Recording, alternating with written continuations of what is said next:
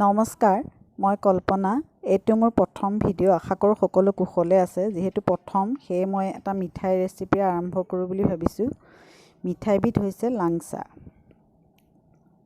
আহক পলম নকৰি ভিডিঅ'টোলৈ যাওঁ। প্ৰয়োজনীয় সামগ্ৰীখিনি হৈছে পাউডাৰ গাখীৰ, ময়দা, বেকিং পাউডাৰ, ঘিউ, চেনি আৰু পানী।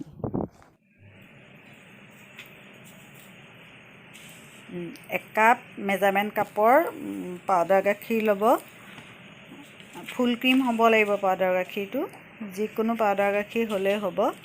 আৰু মেজাৰমেণ্ট কাপৰ আধা কাপতকৈ অকণমান বেছি ময়দা লৈছোঁ। অকণমান বেছি ময়দা লৈছোঁ, পূৰা একাপ নহয় আৰু। তাৰপিছত 1 চামুচ বেকিং দিব লাগিব। মই আমুল স্প্ৰেড এখন চামুচ পাই যে, সেইখনৰে 1 চামুচ বেকিং দিছোঁ। আপোনালোকে যিকোনো চামুচ ব্যৱহাৰ কৰিব পাৰিব। মই আমুল স্প্ৰে চামুচখনে দিছোঁ, নহ'লে চাহ চামুচৰ 1 চামুচ দিব আপোনালোকে। জোখে মাখে মিলিলে বস্তুটো খাবলৈ খুব ভাল হয়। এতিয়া মিক্স কৰি ল'ব গোটেইখিনি বস্তু খুব ধুনীয়াকৈ মিক্স কৰি ল'ব। তেতিয়াহে বস্তুটো খাবলৈ খুব সোৱাদ হয়। আপোনালোকে এবাৰ বনাই খাবচোন, খুব ভাল পাব খাই পেলাই। আৰু 1.5 চামুচ ঘিউ দিব লাগিব। মেজাৰমেণ্ট কাপৰ সৰু কাপ এটাৰ 1.5 চামুচ দি দিব। সৰু চামুচ এখনৰ 1.5 চামুচ ঘিউ দিব। আৰু হাতেৰে গোটেইখিনি ভালকৈ মিক্স কৰি দিব। মই গৰু ঘিউ দিছোঁ, আপোনালোকে মেল্টেড বাটাৰ বা ৰিফাইন তেলো দিব পাৰে।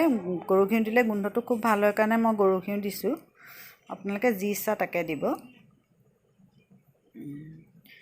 তাৰপিছত গাখীৰ আমুল তাজা ব্যৱহাৰ কৰিছোঁ মই। আপোনালোকে যিকোনো গাখীৰ ব্যৱহাৰ কৰিব পাৰে। 60 ml দিব লাগে, আৰু দৰকাৰ হ'লে আৰু দিব লাগিব। দৌটো বনাই যাওঁতে আপোনালোকে গম পাই যাব যে কিমান গাখীৰ দিব লাগে।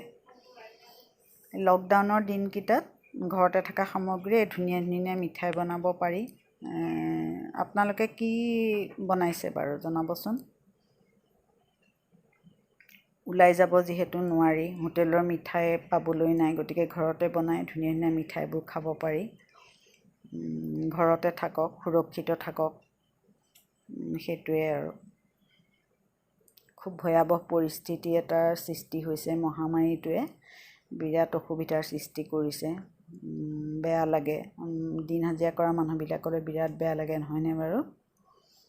আমিতো বাৰু ভালকৈ খাই বৈ থাকিব পাৰিছোঁ। এতিয়া আটা মৰা নিচিনাকৈ গোটেইখিনি মঠি ল'ব। খুব ভালকৈ মঠিব যাতে গোটেইখিনি বস্তু সমানে লাগে। আটা মৰা নিচিনাকৈ মাৰি পেলাই এতিয়া সেইখিনি 10 মিনিটমান সময় থৈ দিব লাগিব।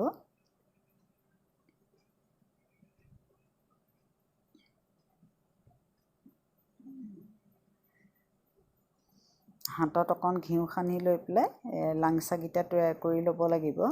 এতিয়া প্ৰথমতে মই চেনি চিৰাপটো বনাই লওঁ। গেছত চচপেন এটা তুলি দি 2 কাপ চেনি, চাহ খোৱা কাপৰ 2 কাপ চেনি দিছোঁ। 2 কাপ চেনি দিব আৰু 4 কাপ পানী দিব লাগিব।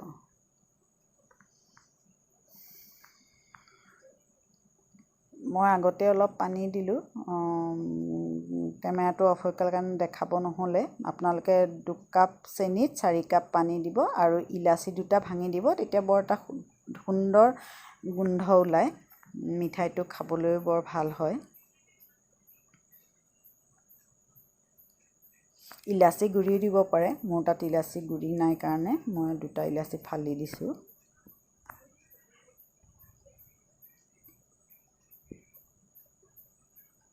লৰাই থাকিব, খুব বেছি ডাঠ হ'ব নালাগে। খুৰমা বনোৱাৰ নিচিনা ডাঠ চেনি পানী কৰিব নালাগে। কনষ্টেণ্ট লৰাই থাকিব আৰু গেছটো হাইতে দি থ'ব। ইফালে এটা কেৰাহীত, ডাঙৰ কেৰাহী এটাত মই অলপ ৰিফাইন তেল দি দিছোঁ। আপুনি জোখমতে দিব, লাংচাকেইটাত ডুব যোৱাকৈ দিব লাগিব। আৰু ৰিফাইন তেলখিনি কিন্তু বৰ বেছি গৰম হ'ব নালাগে।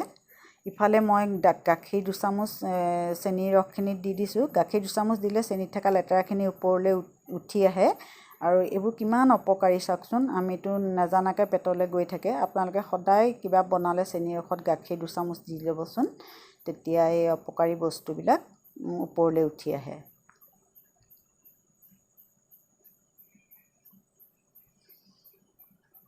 এতিয়া মই হাতত ঘিউ সানি লাংচাকেইটা তৈয়াৰ কৰি লৈছোঁ। গোলাপ জামুনতকৈ অলপ দীঘল হ'ব লাগিব, বস্তুটো দীঘল হয়। গোলাপ জামুনৰ নিচিনা থুপুকা চাইজৰ নহয়, দীঘলীয়া হয়। আৰু ৰিফাইন তেলখিনি চাব যাতে খুব গৰম হ'ব নালাগে, আঙুলিত এটা সোমাব পৰা ধৰণৰ হ'লেই হ'ল। গোটেইকেইটা মই প্ৰথমতে বনাই ল'ম হাতেৰে, খুব মাজত প্ৰথমতে গোল কৰি তাৰপিছত দীঘলীয়া কৰিব লাগিব।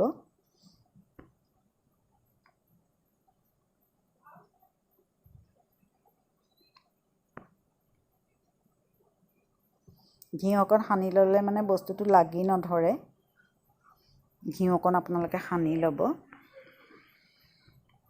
ভাজোঁতে ঘিউ দিব নালাগে, ৰিফাইন তেলতে ভাজিব। মই ৰিফাইন তেলতে ভাজিছোঁ।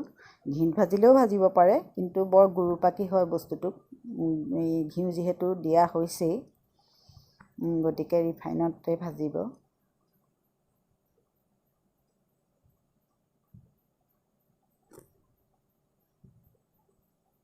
আপোনালোকে মিঠাই খাই কোনে কোনে ভাল পায় বাৰু? মই আকৌ বৰ ভাল পাওঁ মিঠাই খাই।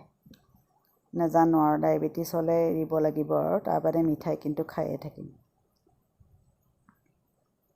মোৰ ছোৱালীয়েও ভাল নাপায় আৰু মিষ্টাৰেও বৰ ভাল নাপায়। প্ৰথম বনাওঁতে অলপ খায়, কিন্তু শাহু মায়ে বিৰাট ভাল পায় মিঠাই খাই। প্ৰত্যেকবাৰ দিলে প্ৰত্যেকবাৰে খাব, তেনেকুৱা খুব ভাল পায় মিঠাই খাই।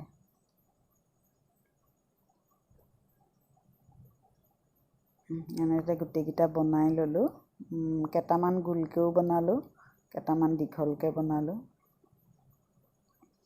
এয়া চাওক, এইকেইটা এনেকুৱা হ'ব লাগে, দীঘলীয়া হ'ব লাগে লাংচাকেইটা। এতিয়া ৰিফাইন তেলত দি পেলাই আপোনালোকে লুটিয়াই নিদিব, লুটিয়াই দিব নালাগে। তেলখিনি কাষে কাষে মাজলৈ লাংচাকেইটাৰ ওপৰলৈ ঠেলি দিব, তেতিয়াহ'লে বস্তুটো ফাটি নাযায়। মোৰ কেইটামান 4টামান আগতেই ভাজিলোঁ, সেইকেইটা ভিডিঅ' কৰিবলৈ নহ'লে, সেইকেইটা মই চেনিৰ ৰসত দি থৈছোঁ।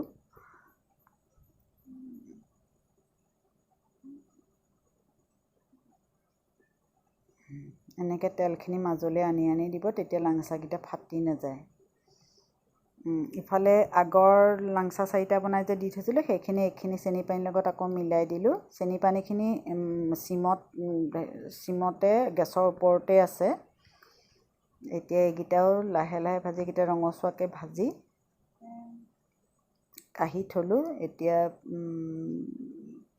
ইয়াত দি দিম।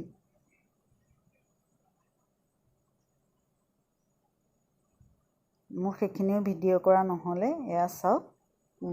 এইখিনি দেখিবলৈও ভাল হৈছে আৰু খাবলৈও খুব সুন্দৰ হৈছে।